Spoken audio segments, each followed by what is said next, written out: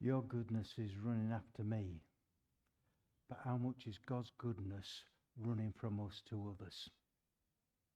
It's all right saying God's running after me, but how much of that goodness, when He's given you it, are you running after others with God's goodness? You know, it's so easy, isn't it, to get involved with things around us, things that are going on, that we forget that we are God's representatives wherever we go.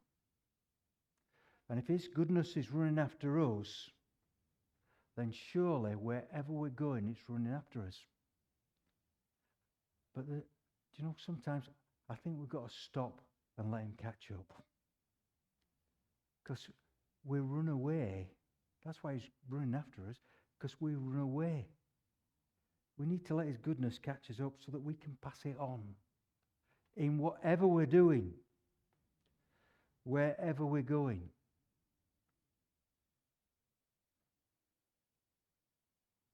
When I was at Pudsey, I've said this before, when I was at Pudsey, I used to be a member of Pudsey Park Bowling Club. And their tournaments were on a Sunday.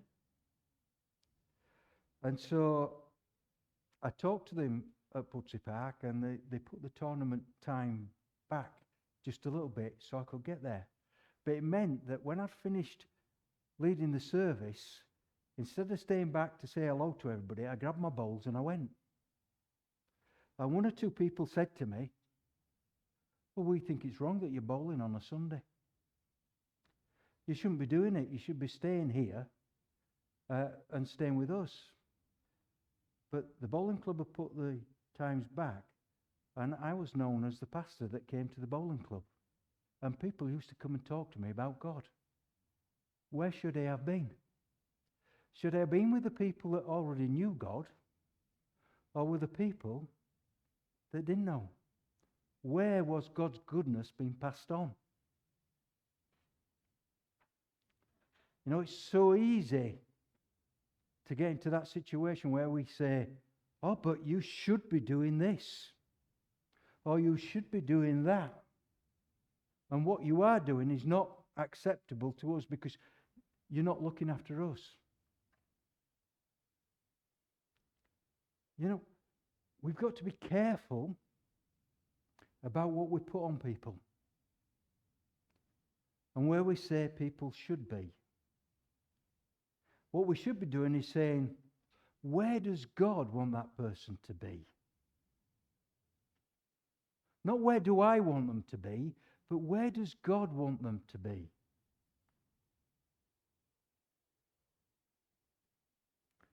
And it's so easy to become, I want them. And so we make it so that they stay with us, but they're not doing what God really has called them to do.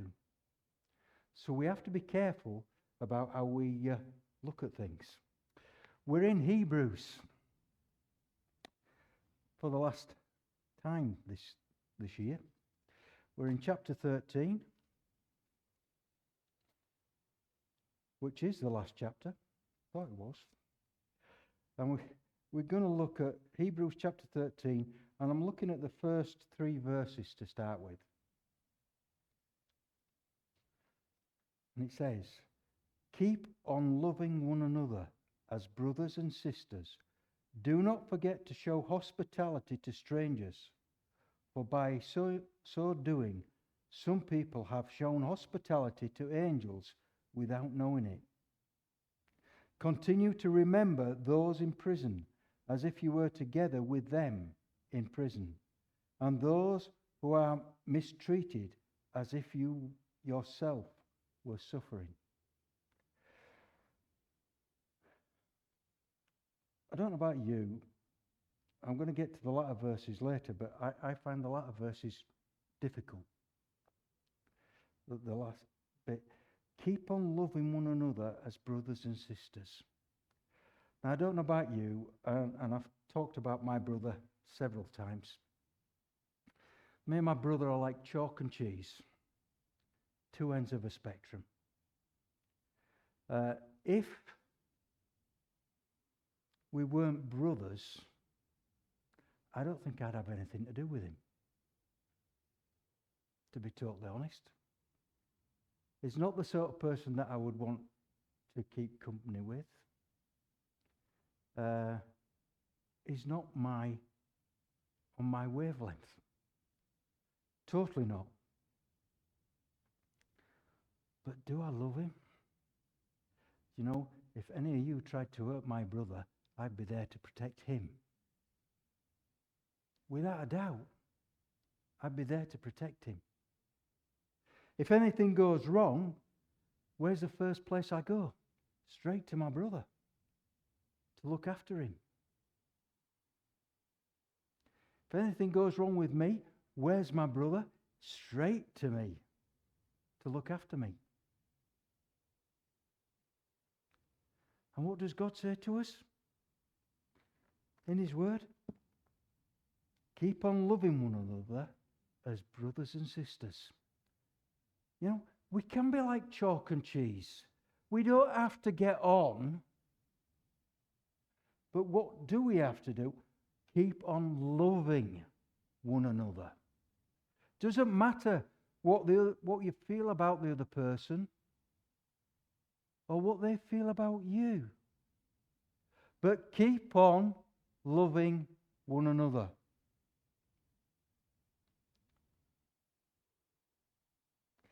You know, we so often forget that we've got to love one another because we get frustrated with one another. You know, why on earth is that person doing that? I've said that loads of times. None of my flipping business, really. But we see it, don't we? We get frustrated because they're not doing what we think they should do. You know, I could get so frustrated with my brother that I just want to give him a right good thump. It probably, these days, probably give me a good thumping. He's my younger brother, and I used to look after him. I haven't been in more than one fight because of my brother. But these days, he'd probably give me a good thrashing, and I've no doubt about that. But do I still love him? You know, he gets involved in all sorts of things that he shouldn't get involved with. But I still love him. People here get involved in things we don't think they should get involved with, but what should we do? We should still love them. Not kick them out, not push them away. We should still love them. That's the command here in the first verse. The next bit I find frustrating because too often we push people away. Do not forget to show hospitality to strangers. For by doing so, people have shown hospitality to angels without knowing it. We don't know when people come in here who they are. When strangers come in here, we do not know who they are.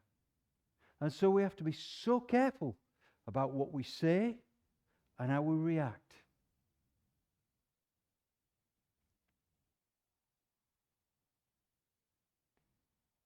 I have known people say, well, we're quite happy as a church as we are. You know, it could be a bit dodgy for the people come in.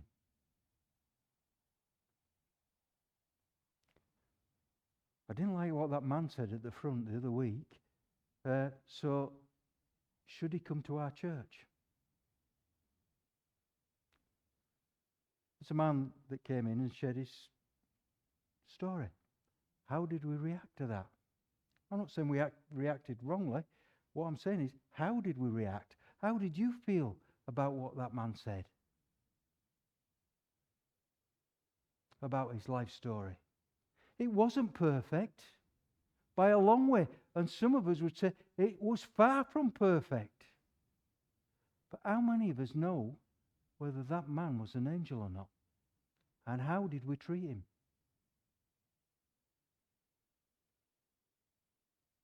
How did we treat him? Show hospitality to strangers, because in doing so, some have shown hospitality to angels. We have to be careful about what we say to people and how we react in their presence. We do not know who they are. And so we have to be careful about what we do and what we say and how we react. You know, sometimes we can whisper thinking that person can't hear us. And they do. And we cause more damage than enough. But what happens if we're whispering about that person and that person is an angel sent from God? Don't make any difference whether they are an angel or not. We shouldn't be doing it. But just imagine you're whispering about one of God's angels. And you don't know whether they are an angel or not. One of God's messengers. We have to be careful about what we say and what we do. That's what that's talking about. Offering hospitality. It's all right offering hospitality to each other. You know, we know each other. But to strangers, it's more important. This bit is where I start to struggle sometimes. Continue to remember those in prison as if you were together with them in prison, and those who are mistreated as you yourselves were suffering. So we've got to think about, and is it talking about everybody in prison? I think it's talking about God's children that are in prison. Because, you know, even today, God's children are in prison all over the world. Christians are being imprisoned for their faith. And we should be sharing in their suffering. Because God says when one part of the body suffers, the whole body suffers. So when it says we should be there with them in prison as if we were there in prison ourselves, that's what it's talking about. You know, part of our body is suffering because it's in prison. So what do we do about it? We should be informed. We should be praying about it. We should be remembering them in prayer. But we should be suffering with them. With those that are suffering, because there's people suffering persecution for their faith. What we should be doing about it? Do you know there's loads of things you can do.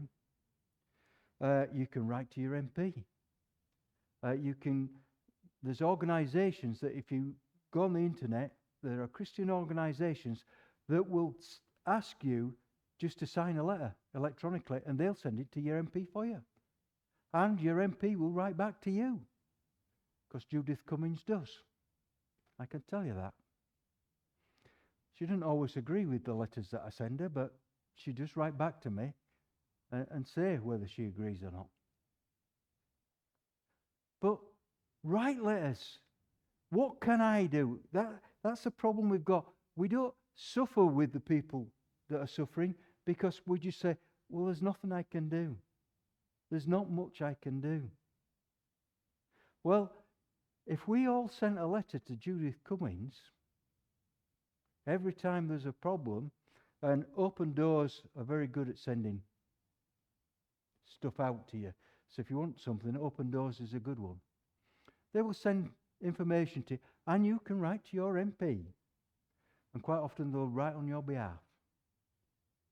And you send your MP a letter. The more people that do that, the more she's got to listen.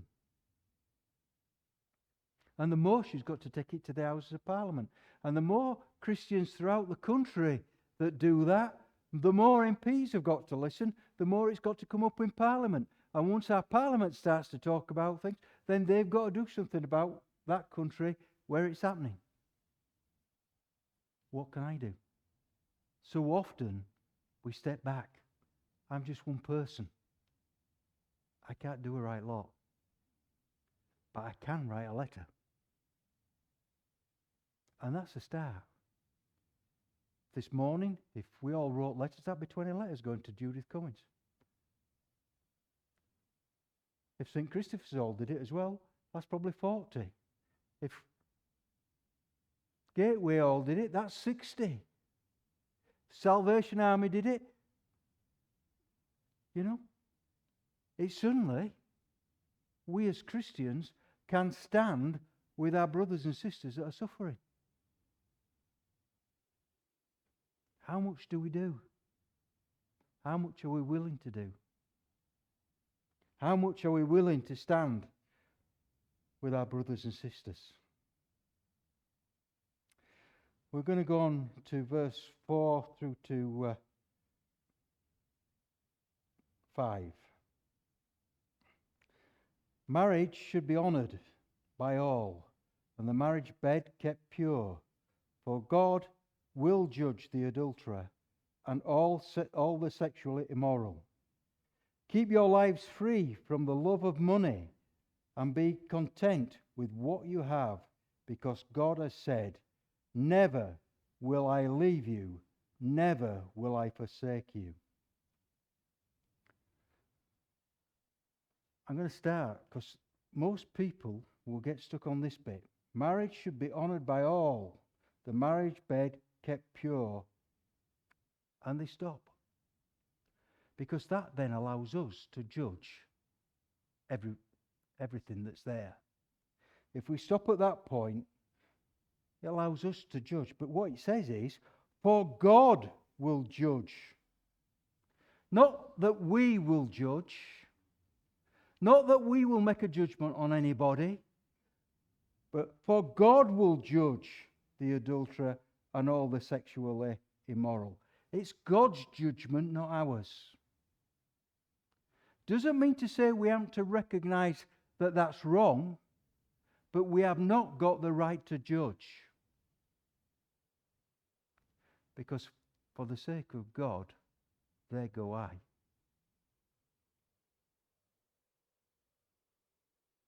For the sake of God, there go I. So we have not got the right to judge what people have done,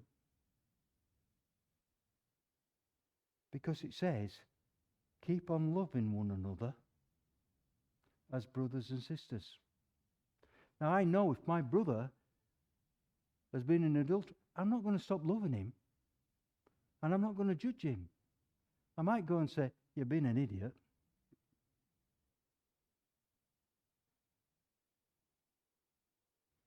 But it's not my place to judge him because I don't know the full facts. I just know that he's done something wrong. And if I don't know the full facts, how can I judge? I know it might be against what I would do. But I don't know what's gone on in my brother's life. And I'm not talking about my earthly brother. I'm talking about brothers and sisters. I don't know what's gone on in somebody's life, so I can't judge that person. I can judge and say that it's wrong to do that. But the person that's in the wrong, we cannot judge because we do not know what's happened in their life that's caused that problem. And too easy, we judge them. As soon as we hear about it, we judge it. But he's saying here, for God will judge. Not so you can judge, but God will judge. Keep your lives free from the love of money. You know, It's easy. When I was in Wales, well, throughout my working career, I've always been reasonably well paid. But what I mean by my working career is when I worked for a company. When I worked and moved down to Wales, I was extremely well paid. Back then, in the late 80s, I was on £18,000 a year. My company bought half my house for me. They paid all my expenses on my car. And all my food that I ate was paid for by the company. Because I was traveling all over the place. I was extremely well off. And I went to a youth camp as a cook. Because I had a week's holiday. So I went as a cook on a youth camp. And while I was there, God said to me, I want you to give up everything, John, and I want you to work for me. He didn't tell me what he wanted me to do. I just want to give up everything, and I want you to work for me. And it didn't make sense to me. It made no sense whatsoever. Here I was, extremely well off, because most of my wages were savings or spending money, because everything else was paid for me. And God's saying to me, give it all up. And you know, I couldn't. I couldn't give it all up because I'd got to love what I'd got. But you know, God has a good sense of humour. He put the company into liquidation. And I ended up on the Dole, or down at the Dole office in Wales. And they said to me, you'll never work again, John. I was 32 years old. You will never work again. You climbed too high up the ladder. You've had it. You're going to be on the Dole the rest of your life. And I thought, that's not where I want to be. And so I accepted the fact that I was on the Dole, and I started to go around to one or two friends that were at home as well, and we started to pray. And one day they came and knocked on my door, and they said, we're going to Prestart and we're going to listen to Salt Mine Trust. Do you want to come with us? We'll take you. So I got in the car with them. We went to Salt Mine Trust, this presentation, and while we were there, I'm sure I've told the story before, the guy at the front, at the end of the presentation, said, we're looking for an engineer to come with us. We're short of an engineer. Who's going to come? And all my friends are elbowing me in the ribs. It's you, John. You need to go. And that was the start of when I started to trust God. Because it meant I had to give up my dole money and just go. And live by faith. And for 4 weeks, I got a meal and a bed. And worked long hours. Because we quite often got back to where we were sleeping at midnight. And we were up again 8 o'clock the following morning to get to the next venue and install everything. The end of the 4 weeks, what happens? I'm thinking, where do I go next? And the people at Salt Mine Trust came to me and said, we've got 4 weeks at Spring Harvest. Will you come with us? Work on the sound crew and lighting. So I went to Spring Harvest for 4 weeks. While I'm at Spring Harvest, my old vicar from Pudsey came and I saw him and we're having a chat. And he said, John, we're going to do a U-turn mission in Pudsey. It's going to be 3 weeks long. Will you come up and do sound engineering for us? While I'm in Pudsey, what does God say?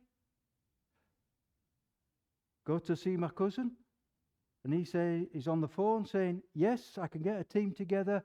One of the members is here now. I ended up going on a team to Romania. You know, when God calls you to do something, He has a plan. The only trouble is sometimes we're not strong enough to step into His plan. I wasn't strong enough to step into His plan. I got so used to the love of the money and the comforts that I got, I couldn't give them up.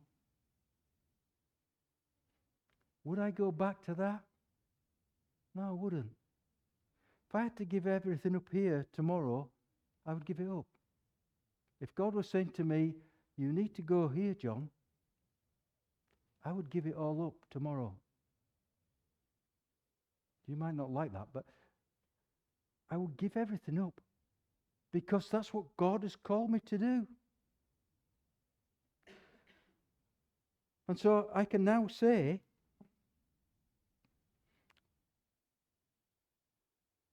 I look to this. It doesn't always help.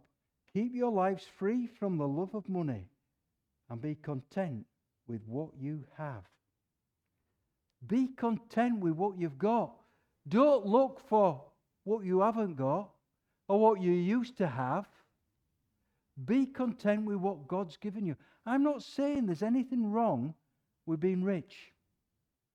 That's not what I'm saying. I'm not preaching a poverty gospel, and I'm not preaching a prosperity gospel, because I don't believe in either. I believe that God says, be content with what you have.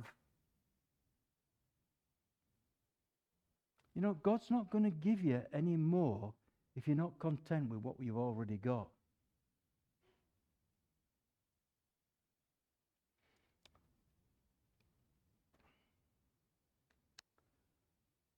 So we'll go on to verse 8. We'll start at verse 6. So we say with confidence, the Lord is my helper. I will not be afraid. What can mere mortals do to me?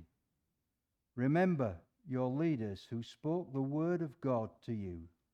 Consider the outcome of their way of life and imitate their faith. Please be careful, because what people think is you've got to imitate your leader's life. It doesn't say that. Imitate their faith, not their life. It doesn't say that leaders are living a perfect life, so you follow the way that they're living. That's not what he says. Imitate their faith. So don't look to me and say, we should all be living like John. That's not what he says. It says, imitate their faith. My faith is a totally different thing to my lifestyle. My lifestyle is not perfect. But my faith in God is solid. It might falter at times, but my faith in Him is solid. That's what you should be following. But we go back. The Lord is my helper. I will not be afraid. Doesn't matter what situation we get ourselves into, what situation we're in right at this moment. The Lord is my helper. I will not be afraid. We don't have to be afraid of it. Whatever situation we're in, we do not have to be afraid. What can mere mortals do to me? You know? My God is a great big God. And He's running after me. Running after me with His mercy, His blessings, His love, and everything that He wants to give us. He's running to us with it all. And it's all ours if we just want to accept it. All ours if we just want to accept it.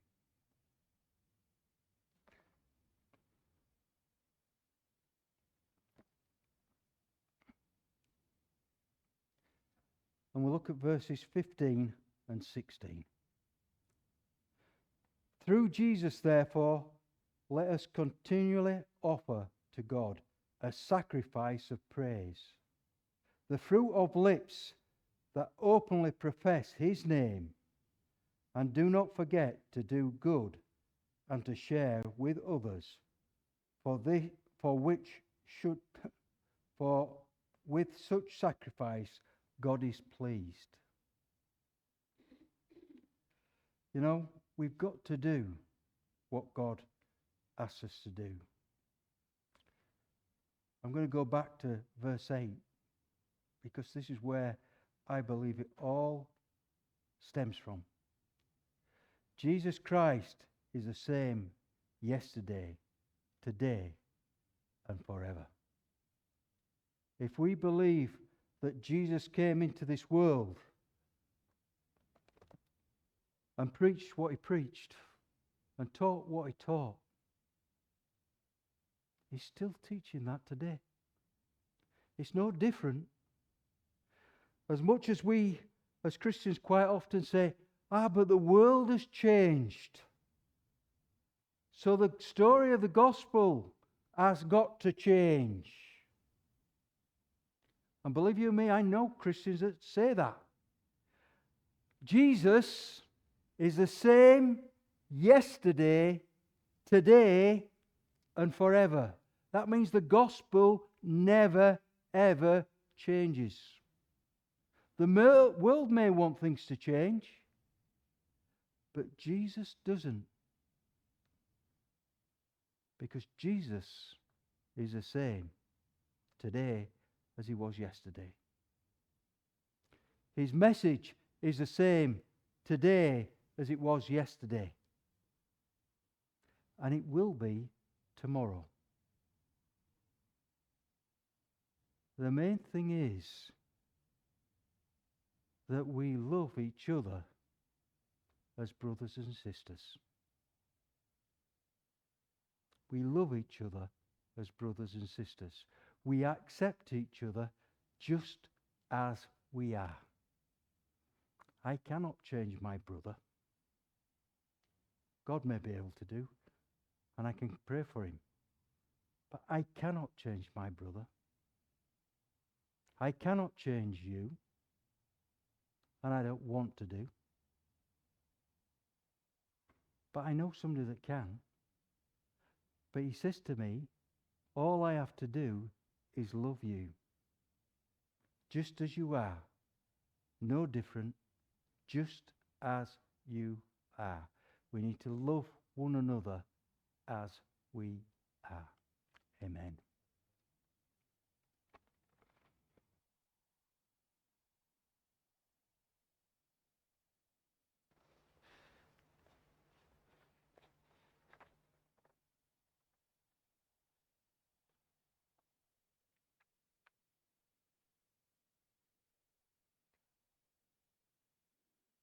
I'm going to give thanks for the offertory now. I say this, and we say this every week. If you want prayer, please don't leave this place without asking for it.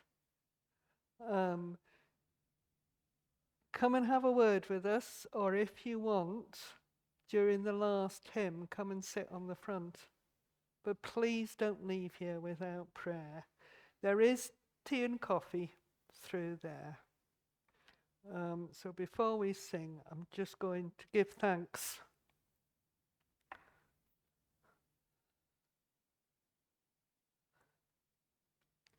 Father, this offertory is just a mere token. It's giving back, but in such a minor way in comparison to what you give us. We thank you for this money. We thank you for the building. We thank you for all the money that comes through the bank, and all the generosity, Lord.